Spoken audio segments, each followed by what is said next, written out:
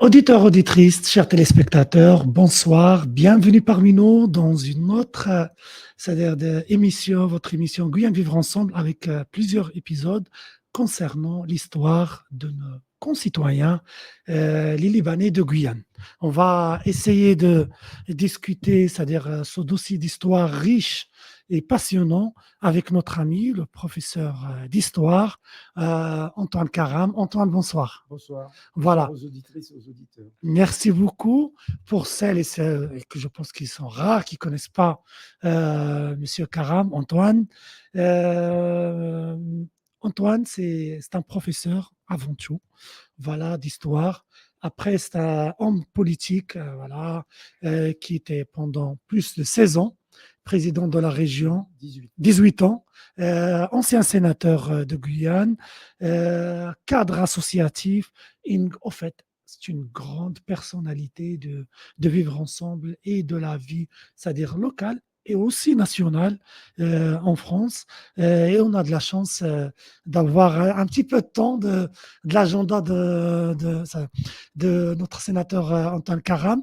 Et sans tarder, on va essayer, c'est-à-dire de découvrir avec vous, Monsieur Karam, c'est-à-dire l'histoire des Guyanais d'origine libanaise. Alors, avant de démarrer, déjà, est-ce que vous pouvez nous expliquer un petit peu le Liban comme pays, comme État, et en même temps la Guyane au 19e siècle, plus ou moins, voilà, le début de cette histoire. Très bien. Alors, merci de me recevoir. Cette radio associative que je découvre. Je vais parler d'abord géographie. Au moment où nous parlons, nous sommes en Amérique du Sud, en Guyane, en Amazonie, sur le plateau des Guyanes. Le plateau des Guyanes représente 1 700 000 km². Et nous sommes à 5 degrés nord de l'équateur. Donc, au moment où je vous parle, nous sommes au mois de fin juillet. Il fait chaud et pas humide, parce que nous rentrons dans la période sec. Chez nous le beau temps, sèche. Nous sommes baignés par l'océan Atlantique. L'Europe est à 7000 km, mais le Proche-Orient est encore beaucoup plus loin. Et de l'autre côté, le Liban, très très loin, parce qu'il faut pouvoir arriver au Liban en quittant la Guyane, ou l'inverse, c'est plutôt l'inverse qui a été fait, c'est l'océan Atlantique, la Méditerranée, le détroit de Gibraltar, la Méditerranée et le Proche-Orient.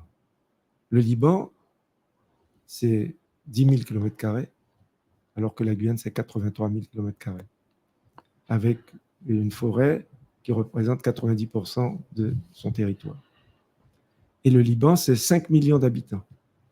Mais la diaspora libanaise, de toute son histoire, depuis l'époque des Phéniciens, le Liban, c'était la Phénicie, s'est tellement déplacé, a tellement migré, qu'aujourd'hui, on peut considérer qu'il y a autant de Libanais à l'extérieur du Liban que des Libanais au Liban. Alors, il est important de situer ces deux territoires dans leur cadre géographique.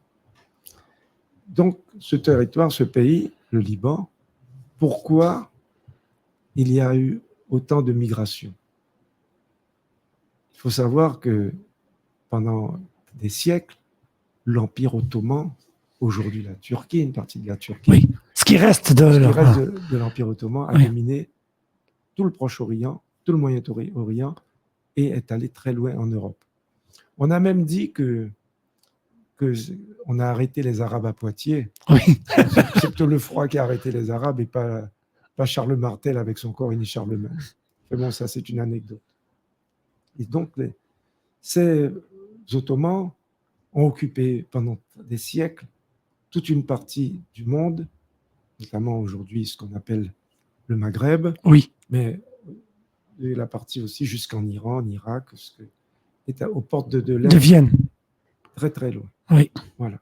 Et dans une partie de l'Europe. Oui, jusqu'aux portes de Vienne. Voilà. Oui, ce qu'on appelle aujourd'hui l'Autriche. Oui. Et au début, dans le courant du 19e siècle, il y a eu des résistances. Le héros national libanais s'appelait Youssef Bek Karam. D'accord. Son Donc, frère, oui. c'est de la famille Karam. Voilà, oui, enfin, je ne sais pas, c'est le nom. Karam, qui veut dire le généreux en, Liban, en arabe, Tout à fait. est le nom le plus répandu au Liban. Oui. Au Liban et dans le monde des Libanais. Et il y a Karam et Kouri. Kouri, qui ça veut dire le curé. Le curé. Voilà. Et donc, cet empire ottoman a occupé toute la partie qu'on appelle aujourd'hui la Palestine, Israël, oui. Le Moyen-Orient, la Syrie, voilà. Le Liban et le nord une partie de l'Égypte, oui. qu'on appelle la bande de Gaza. Oui. Et à partir de ce moment, de façon très autoritaire, il y a eu des résistances. Et je vous ai parlé de Youssef Bekaram, oui. dont le corps est embaumé dans un petit village du nord du Liban, des Maronites, il s'appelait Joseph Bekaram, et le village Erdin. Erdin. Ouais. Et il a pu vaincre, il a lutté contre les Ottomans, mais la France a voulu jouer un rôle dans la diplomatie médiatrice, et elle a sorti du Liban Joseph Bekaram pour que des négociations s'entament en Italie. Sauf qu'il s'est retrouvé en exil, il n'est jamais retourné au Liban. Et ça a été des frustrations. Les Libanais du nord du Liban, dont la plupart étaient des Maronites. On explique à nos téléspectateurs, les Maronites, c'est une branche de chrétienté catholique. Voilà. Leur nom, le saint, c'est Saint-Maron. D'accord. Saint-Maron, et avec Saint-Charbel, oui. Saint-Charbel et tout. Que les Libanais de Guyane, ils le font chaque année. Chaque année. Voilà. Et la dernière fois, c'était à l'église Saint-Antoine. Et voilà. En face du village d'où viennent la plupart des Libanais de Guyane, et en face du village qui s'appelle Basroun, il y a la vallée de la Kadisha, la vallée des Saints. Et on a retrouvé des traces de centaines de moines qui se sont protégés, qui sont cachés et qui ont résisté contre l'Empire ottoman. Finalement, c'est comme l'histoire aussi de la Grèce. Voilà. La Grèce, on voit là où il y a des montagnes, les chrétiens, ils ont construit des monastères. Voilà. À la fin de la Première Guerre mondiale, donc nous sommes en 1920, l'Empire ottoman explose. Oui. Et la France est mandatée pour pouvoir gérer le Liban et la Syrie, une partie de la Syrie. Et l'Angleterre, ce qu'on appelle la Palestine. Le fameux accord Sykes-Picot. Ils ont partagé, ils disent qu'ils ont partagé avec une règle. Ils avaient une règle, ils ont partagé la Syrie et le Liban, c'est pour la France. Il y a une partie de la Turquie, avant qu'Atatürk qu'il fait la guerre de l'indépendance, et l'Irak et une partie, c'est-à-dire la Jordanie actuellement, était pour l'Angleterre. L'Angleterre. Oui. Et alors, le Liban est occupé par la France, d'ailleurs. En français, il y a des écoles françaises, il y a on a l'impression, c'est une colonie française, en fait, à cette époque, en vérité. Et résultat, la Seconde Guerre mondiale arrive, et durant cette période, le Liban est abandonné, puisque la France c'était beaucoup, et l'Angleterre était beaucoup plus préoccupée à s'occuper de leur territoire occupé. De la mère patrie. Voilà. Et le Liban devient indépendant en novembre 1943. Et à partir de ce moment, en 22 novembre 1943, voilà. Devient une entité très, très propre. Et à partir de ce moment, c'est une nouvelle histoire qui commence pour ce pays qui aujourd'hui, vous connaissez comme moi, est en proie à d'énormes difficultés d'ordre politique, économique, et dans l'incapacité de pouvoir avoir une stabilité avec des guerres qui n'arrêtent pas, occupation, des migrations, notamment beaucoup de grosses communautés palestiniennes, des interpellations, plutôt des conflits interreligieux, au sein même de la même communauté musulmane, par exemple les chiites et les druzes, les maronites de l'autre côté. En fait, le Liban, c'est, comme on dit, c'est un panorama, c'est un pays qui fait de plusieurs, je pense, 35 ethnies reconnues. Et que, c'est-à-dire les Libanais, c'est-à-dire il y a ce multiculturalisme qui était géré très bien jusqu'aux années 60, 70. Oui, d'ailleurs, c'était un bon exemple au Proche-Orient. C'était la Suisse. La Suisse, c'est-à-dire dans tous les termes du nom, parce qu'il y avait aussi des banques, c'est-à-dire des banques à Beyrouth et tout. Voilà. C'était la Suisse de Proche-Orient. Et malheureusement, à un certain moment, se vivre ensemble, il y avait des difficultés qui a ramené à la guerre civile, voilà, pendant les années 70-80.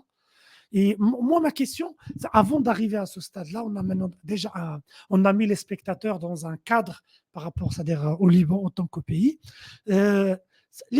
les premières immigrations des Libanais, c'est-à-dire en Guyane. Oui, Ça ben, date du 19e siècle. on va Oh, ok. arriver là maintenant au 19e siècle. Alors, la Guyane, Oui, territoire occupé, colonisé par la France depuis le XVIe siècle, et la France a toujours voulu faire de la Guyane un territoire de peuplement. La plus grande catastrophe de peuplement de la Guyane, c'est en 1763, lorsque la France tente de faire partir de l'Europe, de la France, des milliers Angola. de Français Mhm. migrants, et ça s'est terminé par des centaines et des milliers de morts en Guyane. C'est ce que le docteur Chaya, d'origine Oui. guyanaise du reste, a écrit dans une thèse et qu'il a appelé la catastrophe de Kourou, en 1763. D'accord. À partir de ce moment, il y a eu un traumatisme sur l'immigration, les migrations vers la Guyane.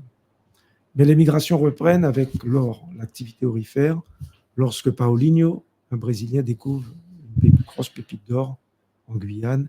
C'est la fièvre de l'or des Antillais francophones, Martinique, Guadeloupe, anglophones, notamment de Sainte-Lucie, Oui. arrivent en Guyane, de la Barbade, de Trinidad, et vont à la recherche à l'intérieur du territoire. Et les Libanais qui ont une histoire avec l'immigration, puisque je vous ai C'est parlé des Phéniciens. depuis l'époque des Phéniciens, et Tyr, Sidon, Oui. et sont les principes, Haïfa sont les principales. Tyr et oui. Sidon, Oui. Byblos, les Oui. 3 villes principales de la Phénicie.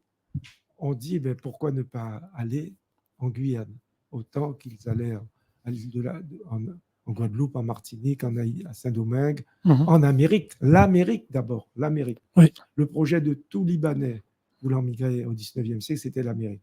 Ouais. Et alors donc des familles ont fait souche dans tous les territoires de l'Amérique centrale, de l'Amérique du Nord, de l'Amérique du Sud, le Venezuela, Oui. en grande partie, et des États-Unis d'Amérique, du Mexique, du Brésil. Le Brésil. Notamment, Sao Paulo est la première ville libanaise du monde. Eh ben moi, j'ai une question. Pourquoi cette concentration à Sao Paulo? C'est vraiment, c'est-à-dire, il y a, je pense, plus qu'un million de Libanais. Il y a Voilà. 3 millions de Libanais à Sao Paulo. D'accord. Un jour, je suis allé à Sao Paulo, j'ai regardé l'annuaire.